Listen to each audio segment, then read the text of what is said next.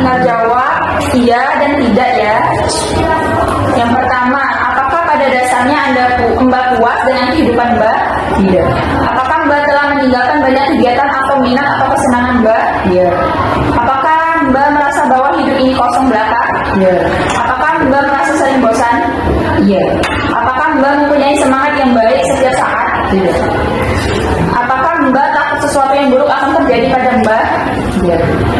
Apakah Mbak merasa bahagia di sebagian besar hidup Mbak? Tidak. Apakah Mbak merasa sering tidak berdaya? Iya. Apakah Mbak lebih senang tinggal di rumah daripada pergi keluar dan mengerjakan sesuatu yang baru? Iya. Apakah Mbak merasa mempunyai banyak masalah dengan daya ingat Mbak dibandingkan kebanyakan orang? Iya.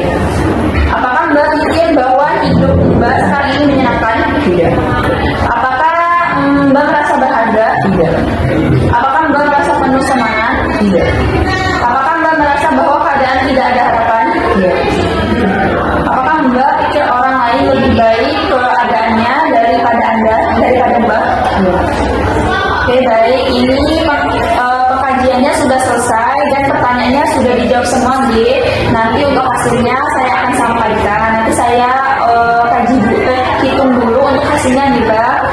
Bagaimana perasaan Mbak ketika melakukan pengajian tadi? Apakah merasa senang, relax, atau gimana, Mbak? Senang. Mbak mau nggak kalau besok kita melakukan pengajian lagi, tetapi kita akan lebih ke bercerita. Nanti Mbak akan bercerita untuk kenangan masa muda atau pengalaman-pengalaman Mbak sebelumnya. Apakah Mbak bersedia? Mbak maunya di mana? Sini. Besok di jam berapa, Mbak?